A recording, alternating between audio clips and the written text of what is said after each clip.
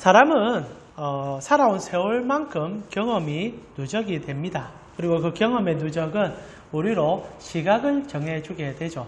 선입견, 이때까지 살아온 삶의 보고 들음으로 사물을 판단하는 시선을 얘기합니다. 그래서 사람에게 선입견이 없을 수 없고요. 선입견이라는 것은 자연스럽게 만들어지는 과정인 것 같습니다. 그러나 선입견이 좋을 수 있어요. 왜냐하면 살아온 경험의 축적으로 세상을 판단하는 거기 때문에 미리 대처할 수도 있고 그 상황과 사람에 대하여 어느 정도 접해보면 이해할 수 있는 좋은 인사이트를 주는 것도 사실이지만 선입견은 또다시 우리가 봐야 될 것을 보지 못하게 하고 그리고 우리가 경험해야 될 것을 경험치 못하게 하는 막아서는 장벽이 되는 것 또한 사실인 것 같습니다. 저에게 가장 크게 선입견을 한번 깨부순 사건은 여러분과 한번 설교 가운데 한번 나눴던 얘기이기도 하지만은 제가 대학교 시절 때 버스를 타게 되면은 종종 버스 안에 들어오는 사람들에 대한 선입견이 깨어진 적이 있었습니다. 보통 지금은 그런 게 법으로 이제 금지가 되어서 할 수가 없는 일이지만 한 20년 전만 하더라도 버스 안에 타서 구걸을 하는 것이 많았습니다. 기억하시죠? 목마른 사슴이 시냇물을 찾아 헤매이듯이 오늘도 나의 영혼을 적셔줄 여러분의 손길을 필요도 하다 하면서 볼펜도 나눠주기도 하고 문신 생긴 사람도 들어오기도 하고 굉장히 이렇게 어려운 사람이 와서 좀 도와달라는 얘기도 합니다.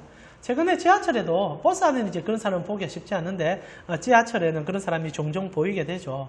참 한편으로 바라보면 좀 안타까운 게 요즘은 다 신용사이다 보니까 이제 현금을 거의 안 갖고 다니잖아요. 그러니까 그런 분의 수입들도 참 많이 없어졌겠다 이런 생각도 들어요. 요즘 뭐 주고 싶어도 크레딧 카드로 할 수 없으니까 이렇게 엊그젠가 제가 지하철 타니까 카카오뱅크 번호를 적어놨더라고요.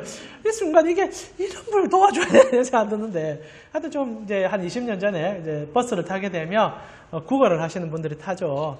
근데 그날 또 이제 구걸을 하시는 분인 보통 이제 구걸 하시는 분 아니면 전도하시는 분이 타거든요. 그래서 예수 믿어라는 얘기하고 하는데 요즘 그거 다 법으로 제재받습니다. 그렇게 하면 그 공연 질서에 어긋난다 해서 할 수 없거든요. 근데 이제 20년 전에 버스를 탔는데 한 분이 허름한 옷을 입고 옷이 희한하더라고. 무당 같은 옷을 입고 올라왔어요. 한번 얘기했는데 기억하실 것 같아요. 그리고 이제 그 버스 봉을 잡고 서서 얘기를 시작하는 겁니다. 선입견이 있었죠. 오늘도 구걸하는 사람이 섰구나. 한편 불쌍하면서 한편 또 기분도 좀 그렇고 어떻게 해야 되냐. 또 이제 양심에 따라서 또 1,000원짜리 하나 손에 쥐어주면서 아니면 뭐 500원짜리나 이렇게 손에 있으면서 도와드려야 되나. 이런 이제 선입견으로 그 사람이 무슨 말 하는 건 그리 중요하지 않으니까 안 들으려고 했었죠.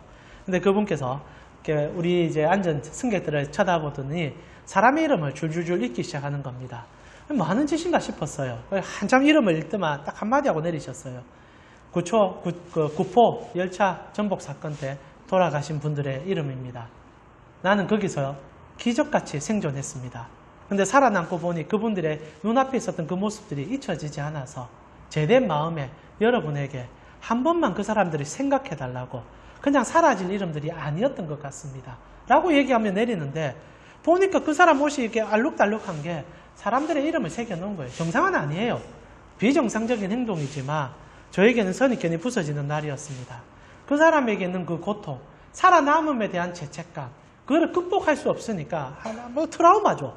그거를 이제 사람들에게 호소하는 장면인데 한편으로 세상 속에서 가장 고통을 당하는 한 사람의 외침을 저는 이제 구걸하는 사람이라든지 아니면 보지 못했던 이때까지 느꼈던 선입견으로 처음부터 안 들으려고 했던 제 마음에 큰 충격으로 다가왔죠.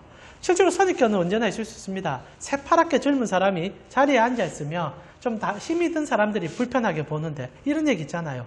그래서 자리에 일어나라 얘기하니까 한쪽 다리에 장애가 있다든지 이런 일들. 선입견으로 사람을 보고 나이와 환경으로 그 사람을 판단하다가 우리는 실수를 할 수 있다는 겁니다. 비단 우리가 세상 살아가면서 하는 선입견도 고쳐져야 될 필요가 있겠지만은 성경 안에 일어나는 사건에 대한 해석의 선입견은 우리로 굉장히 위험한 사건으로 이끌 수 있다는 거 혹시 아십니까? 오늘 저희는 선입견이란 이렇게 미리 형성된 우리의 시각에 대하여 조금 부수는 얘기를 하고 싶어요. 그리고 특별히 사마리아 여성에 대한, 물론 이제 이 얘기를 모르시는 분들은 이런 얘기가 선입견으로 생길 수 있었구나라는 걸 느끼면 되고요. 이전에 수없이 특별히 이 본문은 복음 설교로 그리고 전도 설교로 너무 많이 쓰이기에 수많은 선입견으로 떡칠이 되어 있다고 해도 과언이 아닐 정도로 잘못되어 있는 본문인데 오늘 그걸 하나씩 분석해 보면서 우리가 정말 예수님을 어떻게 알아야 되는지를 좀 생각해 보고 싶은 생각이 듭니다. 여러분 성경을 볼 때 선입견들은 특히 목사의 설교로 인하여 생겨되는 경우가 많기 때문에 저도 거기서 좀 자유로울 수 없을 것 같고요. 저의 짧은 지식으로 통하여 전달되는 과정 속에 문제를 일으키는 경우도 분명히 있습니다. 사마리아 여자 들어가기 전에 우리가 일반적으로 성경을 볼 때 생길 수 있는 선입견 하나를 좀 얘기하고 들어가 보고 싶습니다. 보통 우리가 대제사장이 대속죄일에 지성소로 들어갈 때 그가 죄가 있어서 사망하는 것에 대한 두려움과 위급함과 그리고 경각심을 주기 위하여 그의 옷에 방울을 달아놓고 끈을 묶어서 들어간다는 얘기를 한 번쯤 들어보셨을 것 같습니다. 들어보지 못한 분들도 있을 것 같은데 그런 얘기들이 이제 목회자들 가운데 자주 회자됐고 그런 얘기를 자주 했었죠. 이유는 간단합니다. 그만큼 여호와의 전 앞에 선다는 것이 무서운 것이다. 죄를 가지고는 설 수 없는 것이다 라는 것을 보여주고 싶은 얘기였지만은 그 비성경적이며 성경에 말하는 것이 섞여버려서 나온 이야기라는 것 혹시 아십니까? 대제사장은 속죄일에는 세마포 겉옷만 입습니다. 하얀 옷을 입어요. 그래서 방울이 있을 수도 없고요. 끈을 달지도 않습니다. 소리도 없어요. 오직 하나님 앞에 우리와 똑같은 죄인으로 서는 날이 그날입니다.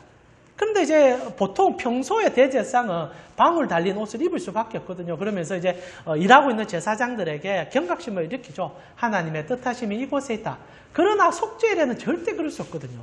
근데 거기에 들어가서 죽기 때문에 방울 소리가 멈추니 끈이 있는 이런 얘기들은 극적인 장면을 묘사해 주는지는 모르겠지만 절대 성경에 나오는 얘기가 아니죠. 그리함을 통하여 우리에게 잘못된 왜곡된 시선은 정말 많은 것들을 문제 삼을 수 있게 만든다는 거죠. 실제로 이런 얘기처럼 선한 사마리아 여인에 대한 얘기도 이런 선입견으로 첨부된 얘기들이 참 많다는 겁니다. 여러분 첫 번째 우리 선입견을 좀 살펴보고 싶은데요. 가장 큰 선입견 중에 하나는 사마리아 지역에 대한 선입견을 우리가 갖고 있다는 겁니다. 여러분 오늘 본문에 보면은 예수님께서 사마리아 지역에 들어가실 때 저번 주 설교를 들으신 분도 알고 계시겠지만 첫 구절은 A도 4절입니다. 반드시 사마리아를 통과하여야 하리라 라는 얘기가 등장을 하게 됩니다. 그리고 이제 오늘 읽지는 않았지만 뒤에 사마리아 여자가 유대인은 우리와 상종치 않는데 어떻게 우리에게 물을 달라고 얘기할 수 있습니까? 라는 구절이 나옵니다. 자, 이런 얘기를 통하여 선입견이 형성된 것이 있는데 유대인들이 어떤 일이 있어도 사마리아 지역을 통과하지 않는다라는 선입견입니다. 여러분 주보에 보면 제가 이렇게 성경 사전에 찾은 사마리아에 대한 글이 소개가 되어 있습니다. 그 마지막 부분에도 유대인들은 사마리아 지역을 통과하지 않았다. 그래서 돌아가는 먼 길을 선택해서 갔다라고 너무나 당연한 듯이 적어 놓았었습니다. 그런데 여러분 이게 선입견입니다. 정말 그렇게 했었는가? 실제로 예수님께서 오늘 반드시 사마리아 지역을 통과하여만 하리라 라는 얘기를 통하여 유대인들은 절대 가지 않는 길을 통과하여 가는 가감성과 그리고 그 지역에 대한 그 여인에 대한 그 열정과 사랑을 묘사하며 하나님 예수님께서는 어떤 장벽과 어떤 환경을 꿰뚫고라도 우리에게 다가온다는 설교를 한 번쯤 들어보셨을 것 같습니다. 그러나 이거 정말 잘못된 해석이에요. 실제로 예수님께서는 그 길을 수없이 통과하셨던 분인 것 같습니다. 오늘 본문에는 반드시 통과한다는 얘기가 들어있지만 이전에도 유대 땅에 갈 때는 그 길을 찾아서 가신 것 같아요. 실제로 역사의 흐름 속에 수많은 기록들은 유대인들이 돌아서 갔다라는 기록을 남겨놓지 않았습니다. 오직 우리의 유추고 착각일 뿐입니다. 오히려 역사의 기록들을 살펴보면 유대인들은 사마리아 땅을 통과하는 것을 즐겨했다라고 오히려 더 반대적인 얘기를 합니다. 요세푸스 같은 경우에 이렇게 기록을 해주고 있어요. 사마리아는 지금 로마의 지배 아래 있으며 빠른 여행을 위해서는 그 경로를 택하는 것이 필수적이었고 그렇게 갈 경우 갈릴리에서 3일 만에 예루살렘에 도착할 수 있었다라고 얘기합니다. 그러니까 우리 생각처럼 평소에 유대인들이 그 사마리아 지역은 저주받은 지역이다, 가지 말라는 땅이라서 돌아갔다라고 생각했지만 역사의 기록은 그렇지 않다라는 겁니다. 오히려 더 빠르기 때문에 선호했던 길, 좋아했던 길, 갔던 길이라는 겁니다. 또 다른 기록은 이렇게 돼 있어요. 유대인이 이 길을 선택했다는 것은 거룩한 도성인 예루살렘으로 가는 그 길에 빨리 통과할 수 있었기 때문에 명절에는 간습처럼 이 길을 선택했다라는 기록도 있습니다. 그러니까 이게 완전히 우리의 상식과 선입견에 반대적인 거죠. 유대인들은 그 길을 즐겨 사용했고 오히려 6월절이 되면 더 즐겁게 그 길을 갔다라는 거예요. 생각해보면요. 그럴 수 있다는 거죠. 왜? 비웃는 겁니다. 지나다니면서 웃는 거예요. 저번 주 설교에도 말씀드렸지만 사마리아는 유대인들이 강력한 힘을 한번 회복해 마카비 혁명 때 잔혹하게 탄압을 받았습니다. 짓밟힘을 당했고 그들의 성전은 마카비로 인하여 박살이 났습니다. 그러니까 유대인들이 즐거운 거예요. 이 봐라. 너희 그렇게요. 우리를 해코지하고 다윗 이후로 그렇게 잘못 살았는데 망했지 않느냐. 그러니까 6월절이 되면 기쁜 마음으로 지나가는 거예요. 그리고 즐거운 마음으로 지나가는 겁니다. 그리고 여러 가지 일로 또 상업이 있는 사람들은 빠르게 지나가기 위해서 그 길을 선택했다라는 기록까지 반드시 그 길을 선택했다는 기록이 남아 있습니다. 자, 그런데 왜 이런 선입견이 우리에게 생성된 겁니까? 이유는 간단하죠. 성경에 예수님께서 했었던 그 사마리아 여자와 반드시라는 이 구절을 가지고 우리가 상상의 나래를 펼친 겁니다. 좀 충격적이지 않습니까? 저는 충격적이었어요. 이번 이 설교 준비하면서 여러 주식을 보는데 옛날 주석들은 전부 다 피해갔다라고 적혀있어요. 그런데 최근의 신학자들은 이런 이제 요세푸스 얘기를 기반으로 하여 역사적 실존적인 얘기들을 갖고 와서 통과했다라고 얘기하는 겁니다. 예수님도 그 길을 즐겨 사용했다라고 얘기하는 거예요. 그러니까 우리가 얼마나 무지하게 몇 가지 단서를 가지고 쉽게 성경을 재단하여 사마리아 지역은 혐오 지역이요 유대인들은 그 길을 밟지 않았다라고 얘기했는지 모르겠습니다. 근데 이거 너무 별 문제 아닌 것 같죠. 그러나 이런 작은 실수 하나가 모여서 결국 뭐가 되느냐? 혐오와 그리고 분노와 그리고 싸움이 시작된다는 겁니다. 실제로 결과적으로는 사마리아 지역에 예수님이 들어갔다라고 우리가 얘기하겠죠. 그러나 그 전에 여기에 대한 이야기들을 하면서 혐오가 부추게 되는 얘기들, 그리고 잘못된 왜곡된 시선들, 그리고 무언가가 우리에게 극단적으로 사실 사마리아는 비교 상황에서 그런 저주받은 땅이었기 때문에 우리는 그것보다 덜하지 않느냐. 그렇기 때문에 우리는 조금 더 나은데 그런 자라도 예수님이 찾아간다는 그 얘기를 통하여 나를 분리시키는 이렇게 되면 정말 심각한 설교가 되어지겠지요.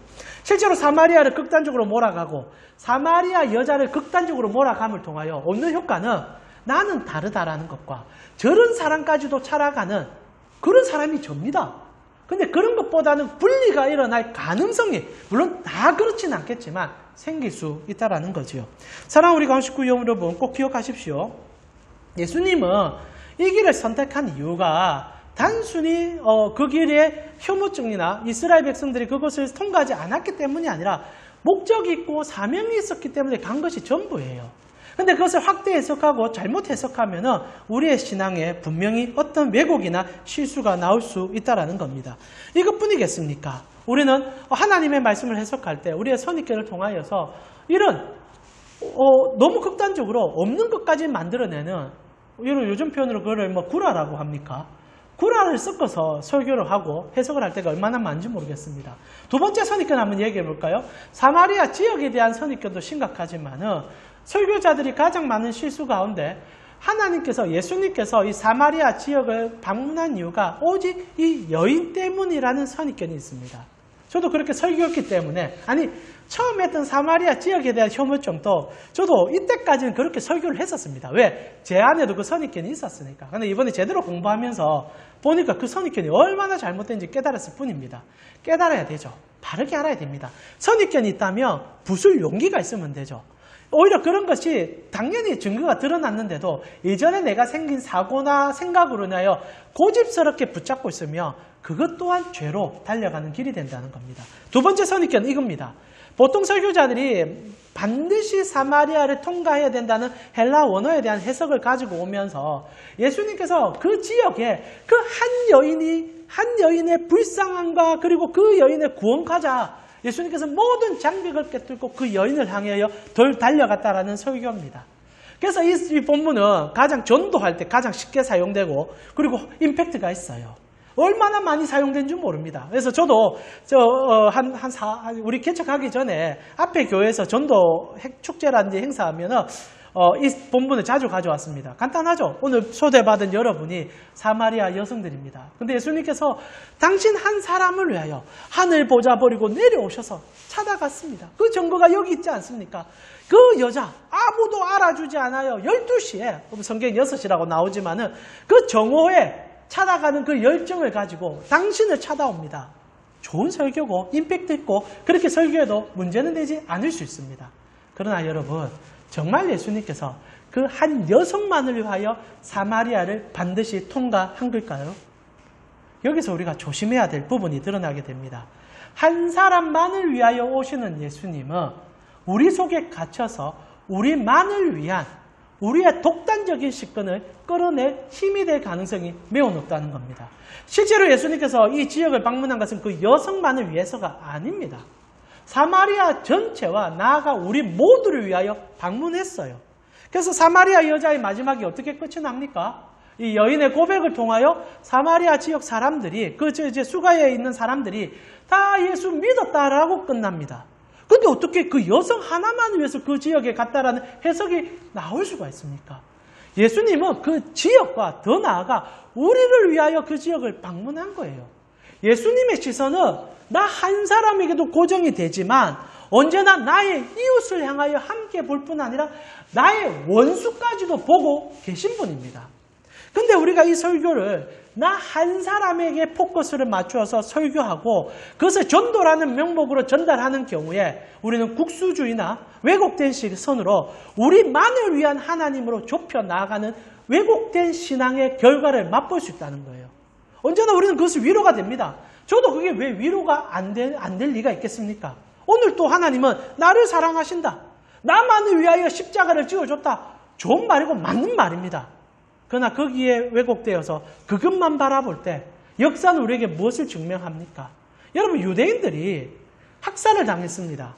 유태인 때문에 독일 사람들 때문에 유태인들이 학살을 당했습니다. 이유가 뭔지 아십니까? 이 사마리아 여자와 같은 이런 잘못된 성경 해석 때문입니다. 나만 사랑한다. 우리 민족만 사랑한다. 더 나아가서 유대인 저 인간들은 예수님의 십자가에 못 박한 사람들이다. 멸망해도 아무 말 할 수 없는 자들이다. 라는 설교가 이것을 통하여 쏟아져 나올 가능성이 충분히 농후하다는 거예요. 결과적으로는 하나님께서 우리를 사랑합니다. 라고 이것도 사랑합니다. 나오지만은 이 한 여자라는 구시 속에는 우리의 표현된 나만을 위한 사랑이 들어갈 수 있다는 거죠. 결국 독일군들이 유대인들을 잔혹하게 학살했듯 오늘날 한국 교회도 여전히 우리의 이웃을 향하여 날카로운 칼을 들이내며 왜곡된 시선으로 접근하는 경우들이 많아지고 있다는 거예요. 왜? 우리는 선민이니까. 나는 선민이니까. 그러나 하나님께서 그의 아들을 우리 가운데 보내준 것은 죄인을 위해서였고 잃어버린 자들을 위해서라는 겁니다. 그 시선이 사라지는 순간부터 우리는 성경을 오히려 우리의 욕망과 우리의 욕심을 위한 도구로 삼을 수 있다는 거예요. 내가 너무 억척으로 설교하는 것 같습니까? 그러나 이런 작은 하나의 선입견으로 검찰된 설교들이 뭉치고 뭉쳐서 결국 교회를 그리고 우리의 신앙을 성 안에 가두어 버림으로 하나님 나라도 보지 못하며 복음과 다른 길을 가게 만들 수 있다는 거예요. 그래서 언제나 설교할 때마다 고민하며 고심하며 정말 주께서 무엇을 말했는지를 설교자도 고민해야 되지만 여러분도 실험하셔야 됩니다. 제가 두 가지 선입견 말하는데 혹시나 전혀 처음 들어보신 분은 이런 선입견이 생길 수 있다는 것을 염두하시고 들으시면 되고 이전에 여러분이 이런 설교를 들으셨다면 그것이 왜곡된 것을 깨달아서 고치셔야 합니다. 다시 한번 말하지만 주님은 사람들은 사마리아 지역을 혐오하지 않았습니다. 사람을 혐오했는지 모르겠지만 그 지역을 통과함에 불편함은 없었습니다. 그러나 그런 생각을 쉽게 심어주는 우리의 설교. 나아가 하나님께서 나만 사랑한다는 그 전제를 깔고 들어가는 사마리아 여성만을 위한 이 방문. 이것이 맞을 수도 있겠지만은 언제나 이런 설교를 통하여서 결국 교회만 완전하고 성도만 거룩하라는 잘못된 왜곡된 시선에 확산이 일어날 수 있다는 것 꼭 깨달아줬으면 좋겠어요. 그리고 마지막으로 여인에 대한 오해 또한 있습니다. 이게 가장 중요한 오해인 것 같은데요. 사마리아 여인의 설교를 듣게 되면은 결과적으로 우리가 남게 되는 것, 물론 여자가 회복됩니다. 예수님의 손에 만져져서 온전함을 입습니다. 그러나 처음으로 이 여인에 대하여 설교의 임팩트를 전달할 때 언제나 죄인으로 접근한다는 겁니다. 이 여성은 정말 처참할 정도로 도덕적인 흠결을 가진 여성이었다라는 얘기를 수없이 합니다. 제가 수많은 이 설교들을 준비하면서 듣지만은 거의 100의 90은요, 이 여자를 죄인으로 단정 짓고 설교를 시작합니다. 이것 또한 선입견입니다. 여러분, 이 여자가 왜 죄인이 되는 줄 아십니까? 성경이 그 얘기를 하는 것 같기 때문입니다. 본문이 어떻게 나옵니까? 요한복음 4장 17절과 18절, 우리가 곧 보게 될 본문인데요. 이 여전히 스스로 고백과 함께 예수님의 고백을 이렇게 담고 있습니다. 우리 같이 한번 읽어볼까요? 17절에서 18절입니다. 같이 읽겠습니다. 여자가 대답하여 이르되 나는 남편이 없습니다. 자, 예수님 말을 읽어볼까요? 너에게 남편 5이 있었고 지금 있는 자도 내 남편이 아니니 내 말이 참되도다. 자, 남편이 5명이었고 지금도 동거하고 있는데 아직 결혼을 하지 못했다 얘기합니다. 자, 그래서 우리의 지금 가지고 있는 일반적인 선입견으로 이 여자는 적어도 남자를 탐닉하고 성에 미쳐있고 그리고 그 성에서 자기의 빈 마음을 채우려고 하다가 결국 주님으로부터 마르지 않는 샘물을 받게 된 것이다. 그래서 고침을 받았다라고 얘기합니다. 정말 못된 얘기입니다. 이렇게 쉽게 한 사람에 대해서 재단할 수 있는 우리의 용기가 어디서 나왔는지를 궁금해요. 이런 용기들이 교회 안에 너무 많습니다. 몇 가지 사건만 들어서 저 여자가 이렇게 했구나, 저 사람이 이런 행동을 했구나 라고 쉽게 생각을 해서 쉽게 죄인 취급하는 것이 교회 안에 얼마나 많습니까? 오히려 세상이 더 그런 부분에서 융통성이 있어요. 교회이기 때문에 하나님 말씀으로 재단하기 때문에 쉽게 죄인 취급하는 경우들이 우리 속에 얼마나 많이 나타납니까? 실제로 이 여자 죄인입니까? 아니에요. 이 여인은 그 시대의 가장 아픔의 밑바닥에서 신음하는 상처의 마지막 종착점이요. 그리고 그 시대의 아픔을 온몸으로 녹여나고 있는 가장 슬픔의 여성입니다. 그런데 왜 이 여인을 죄인처럼 묘사하느냐? 그 시대가 이런 아픔을 가진 여성을 죄인 취급할 수 있었던 사회이고 오늘날 또 그러하기 때문입니다. 여러분, 실제로 이 여자는 음란하며 창녀가 아닙니다. 오히려 이 여성은 그 시대의 아픔을 고스란히 여긴 여성이죠. 벌써 2000년 전 고대 근동에 대한 기록입니다. 지금도 동일하지만 지금은 좀 다른 관점이지만 우리나라만 하더라도 조선시대에 여성이 이혼을 자기의 의지를 가지고 하기 쉬운 적이 있었습니까? 없어요. 그래 쉽지 않은 일입니다. 그런데 2000년 전 이 여성은 그 시대의 하나의 소유물에 가까운 사람이었습니다. 실제로 유대인들의 입장, 그 고대 근동의 대부분의 남성들은 여성을 자기의 소유품처럼 하나의 물질적인 차원적으로 여기던 시대였습니다. 그래서 수많은 여성을 자기 아내로 들일 뿐 아니라 할 수만 있다면 여성들에게 이혼 정서를 줘서 마음에 안 들면 쫓아내는 시대였었습니다. 기록만 보더라도 밥맛이 떨어졌다, 밥이 맛이 없다라고 이혼 정서 써줘서 보내는 게 그래도 유대인들은 이혼 정서라도 써줍니다. 왜? 모세의 법에 그래 하라는 법이 있으니까. 다른 고대 근동의 여성들은 그런 이유도 없이 쫓겨났습니다. 언제나 돈으로 사가 들어오고 우리나라에도 그런 일이 있었잖아요. 여성들을 맞죠? 이렇게 그 남성들이 어느 정도의 지참금을 주고 찾아오는 일.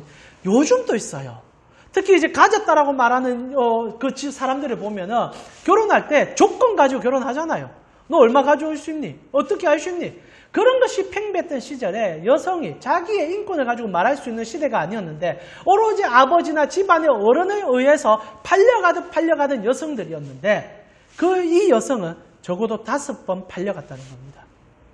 무슨 이유인지 모르지만 여러 이유로 쫓겨났어요. 여성에게 문제가 있을 수도 있고 아픔이 있을 수 있지만 그건 죄가 아닙니다. 그 여성이 실수도 할 수 있겠지만 그건 죄가 아닙니다. 그러나 5번 쫓겨났던 거예요. 그리고 이제 살아가는데 이제 나이도 많았겠죠. 그리고 살아가면 쉽지 않은 여정 속에 어떤 남자가 데리고 와서 살고 있는 겁니다. 이것 또한 여성의 의지가 아닐 거예요. 여성이 무슨 의지를 가고 그 남자를 유혹하고 지금처럼 자기의 주관을 가지고 결혼을 했겠습니까? 그래서 적어도 5번의 이혼의 경험과 한 번의 이 동거의 경험은 그 여인이 그 시대에 얼마나 아픈 상처를 소유하고 그 시대가 얼마나 왜곡된 상처로 접근하는 시대였는지를 보여주는 증거물과 같습니다. 그런데 왜 우리는 이 여자를 죄인이라고 얘기합니까? 오늘날 강단에서도. 그래서는 안 되죠. 오늘날도 같은 아픔이 있는 그 아픔을 얘기하며 그 아픔을 씻어주는 예수님을 얘기하지, 우리는 처음부터 덮어놓고 죄인으로 시작하여 죄를 치료하는 예수님만 보여준다는 겁니다. 아니에요. 예수님 오늘 죄를 치료한 게 아닙니다. 가장 밑바닥에서 아무것도 할 수 없는 여성의 아픔을 품으로 아마 그 세대의 눈물을 치유하는 예수님으로 접근하는 본문이라는 거예요. 그러나 언제나 우리는 이런 해석을 너무 쉽게 합니다. 우리의 역사도 이 해석을 너무나 쉽게 적용했던 거. 우리 이게 죄성이에요. 여러분, 이렇게 죄인 취급하는 게 아무것도 아닌 것 같죠? 이게 얼마나 잔혹한 죄인 줄 아십니까? 여러분, 우리 대한민국에는 수많은 욕 가운데 이런 욕이 있지 않습니까?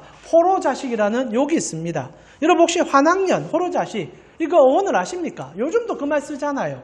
이거 이제 병자호란 때 오랑캐에 끌려갔던 여성들이, 맞죠? 몇십 년 만에 한국으로 이제 조선으로 돌아왔을 때 모든 그 조선의 사대부들이 음란한 여인, 저주받은 여인, 그래서 환학년 좋은 뜻입니다. 이제 돌아오면 이제 그 꽃이 되어서 돌아왔다, 이런 표현이죠.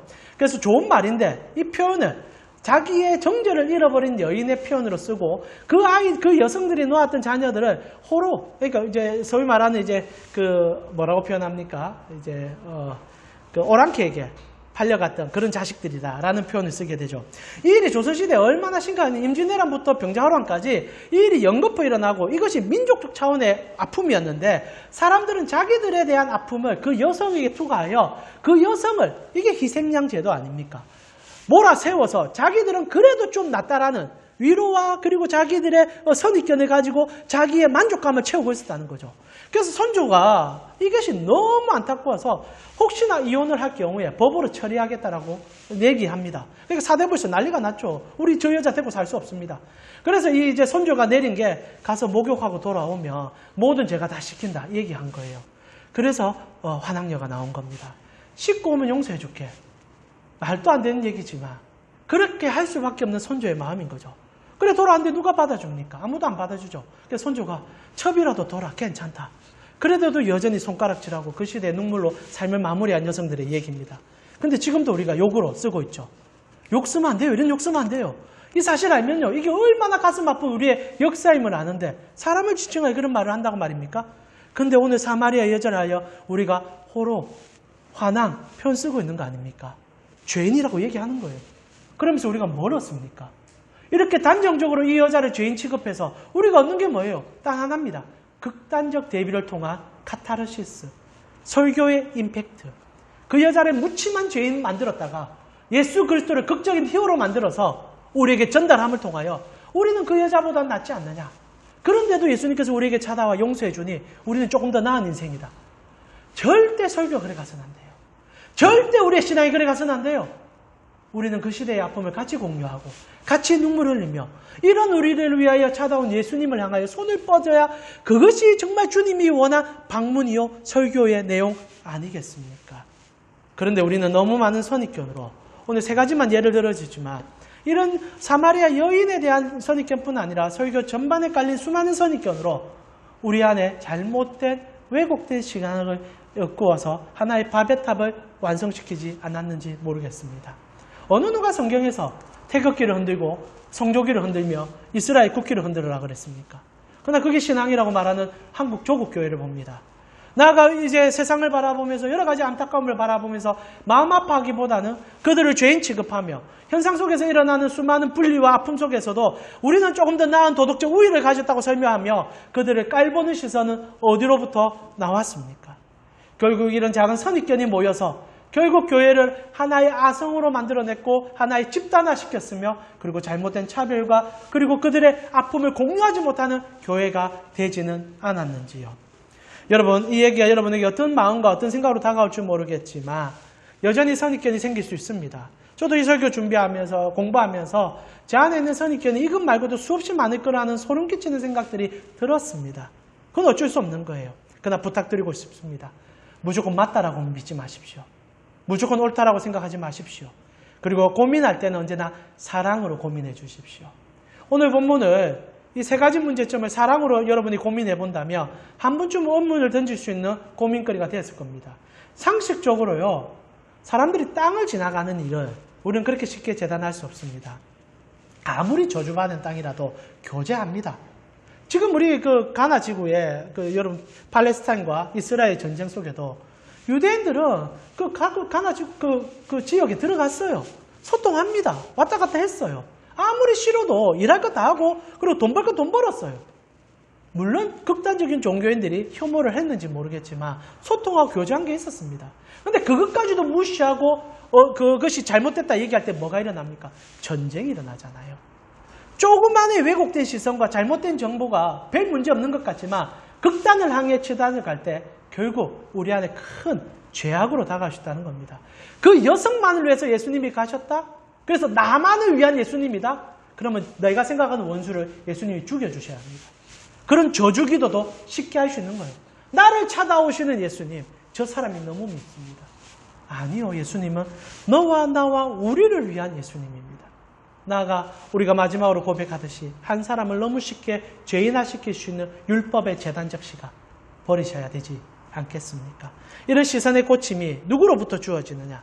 저는 예수 그리스도께서 걸어가신 길을 온전히 인지할 때 일어날 수 있다고 생각합니다. 사실 세 가지 선입견도요. 예수님이라면 예수님께서라는 생각으로 들어가면 사실 있을 수 없는 얘기들이 된다는 거죠. 그러나 실제로 설교자들이 예수님과 이 사건을 배제하여 분리시켜버립니다.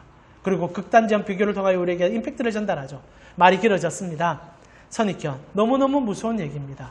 그러나 우리 속에 너무 쉽게 생성되어 있고 바뀌지 않는 거죠. 이런 기회들을 통하여 여러분 고쳐졌을 때 내가 잘못되게 잘못 보고 있는 것이 있을 수 있구나라는 걸 인지하면서 정말 예수 그리스도의 시선으로 더 가까이 갈 수 있는 여러분이 되셨으면 좋겠습니다. 말씀을 정리하면서요. 오늘 우리는 오해로 쌓여있는 사마리아의 여인을 우리의 바른 시선 그리고 성경이 말하는 시선을 조금 더 잡아보려고 노력했습니다. 한 가지 예를 들면서 말씀 마무리할게요. 교회가 얼마나 폭력적인 줄 아십니까? 이런 잘못된 선입견이 누적된 한 교회가 옛날에 김동호 목사님께서 자신의 글에서 썼던 내용입니다. 어느 날 한 교회에 어떤 자매님이 출석 시작하면서 열심히 신앙생활을 했습니다. 그 여인은 하루를 멀지 않고 울면서 예배드리는 여성이었어요. 그런데 어느 날 그 교회에서 한 1년 지나는 시점에 그 여인을 찾아가서 신방을 하면서 담임 목사님과 장로님들이 이때까지 1년 동안 그 여인이 했던 헌금을 돌려주는 일이 생기게 되었습니다. 이 김동호 목사님 글에 나오는 얘기죠. 실제로 있었던 얘기입니다. 그리고 그 여인에게 찾아가서 목사가 그리고 장로가 하는 얘기는 죄인이 번 돈을 교회가 받을 수가 없습니다. 라고 얘기한 겁니다. 그 여인이 술집 여자였던 거예요. 몸을 파는 여성이 끝까지는 잘 모르겠습니다. 그러나 지금과는 다른 인식과 그 당시에 술집이라는 그런 가치 속에 이 여인을 죄인으로 취급한 거예요. 그러나 여러분 우리가 오해하지 말아야 될 게 뭡니까? 교회는 병원입니다. 죄인이 와서 치료받는 것이지 죄인을 감별하는 곳이 아니지 않습니까? 그런데 그 교회가 죄인을 감별했고 더럽게 번 돈으로 하나님의 전에 헌금을 했다. 레위기 율법에 나오는 얘기이긴 합니다. 개같이 번 자의 돈은 받지 마라 그럽니다. 그러나 그 여자가 개입니까? 그 여자가 저주받은 여자입니까? 아니에요. 상처받아서 예수 찾아온 여자요. 상처받아서 예수님께 그 시대의 아픔을 토로하는 여자였습니다. 오히려 목사가 찾아가 안아주고 장로님들이 들어와서 그 현상을 알고 나서 울어주면서 힘든 걸음으로 교회까지 오셨군요. 하나님이 당신의 상처를 아시고 당신의 고통을 아십니다. 이제 우리가 하나님 앞에 조금 더 회복돼 나아갑시다. 그 여자가 여전히 술집을 나간다. 정죄해서는 안 돼요. 오히려 그 여자니 깨달아 하나님 앞에 온전히 설 수 있도록 도와주고 아파하고 상처를 싸매줘야죠. 그러다 그 여자가 상계가 해결되고 회복되어서 다른 일을 선택할 수 있다면 도와주면 되잖아요. 근데 어떻게 그렇게 폭력적인 일이 우리 안에 일어날 수 있습니까? 이런 일들이 이런 잘못된 해석 속에서 누적되어 쌓인 것이 폭력의 현실로 드러난 교회의 강압적인 태도였다는 사실이죠. 이게 한 15년 전, 20년 전 김동호 목사의 설교였습니다. 드러난 한 교회의 형태였어요. 오늘날 우리의 교회가 바뀐 게 있습니까? 우리의 신앙이 바뀐 게 있어요. 우리는 그들보다 좀 더 낫다라는 위로와 그들보다 좀 더 낫다는 생각으로 우리는 그래도 도덕적으로 교회 다니니 좀 낫다라는 생각. 아니에요. 오히려 더 처참한 죄인입니다. 더 처참한 죄성을 가진 우리예요. 그러니 이렇게 주님만 붙잡을 수밖에 없는 거 아닙니까? 누가 누구를 판단합니까? 누가 누구를 죄인 만듭니까? 사마리아 여인에 대한 얘기를 우리는 그렇게 쉽게 이제는 얘기하지 맙시다. 우리라도 그렇게 해서는 안 된다는 거예요. 그리고 이 얘기를 그렇게 하지 않음을 통하여 사회 속에서도 우리는 그렇게 판단하지 맙시다. 눈에 보이는 그 직업을 가지고 눈에 보이는 그 현상을 가지고 그리고 그 눈에 보이는 그 지역을 가지고 북한이다 뭐다 이래서 아니면 우리가 다 생각하는 다른 직업군을 가지고 있다 하여 판단하지 맙시다. 오직 우리가 판단할 것은 딱 하나입니다. 예수가 우리를 찾아왔구나. 예수가 우리를 고쳐주구나. 예수님은 그 모든 것을 사랑하구나. 나도 사랑받구나. 우리도 사랑받구나. 그렇게 나아갈 때 진짜 바른 해석이 우리 속에 이루어져 우리의 삶에 역동성 있는 하나님 나라를 이루지 않겠습니까? 이 시간 우리 비준비하시네라는 찬양을 부르며 오늘 전사님 찬양 인도하시면서 이렇게 얘기했잖아요. 감정에 호소하는 찬양들, 우리의 현상을 노래하는 찬양들이 너무 많은 시점에 예수를 그리고 하나님 그분을 노래하고 싶었습니다. 정말 맞는 말입니다. 요즘 우리의 모든 신앙이요 감정에 호소하고 이 시대가 감정에 호소하다 보니 교회도 쫓아가요. 그래서 사실 오늘 세 가지 이런 선입견은 만들어진 이유가 단순합니다. 여러분에게 위로하려고, 여러분의 좋은 얘기 들려주려고 현실을 왜곡시켜 전달한 거예요. 그러면 안 된다는 거예요. 그런 것까지도 다 인정하고 예수 그리스도만 온전히 바라볼 때 거기서 구원이 시작되는 겁니다. 거기서 빛이 비추어지는 거 아니겠습니까? 오늘도 우리는 우리 구주 예수 그리스도 한 분만을 높이고 그분을 쫓아가는 삶으로의 전환이 일어나기를 함께 찬양했으면 좋겠습니다.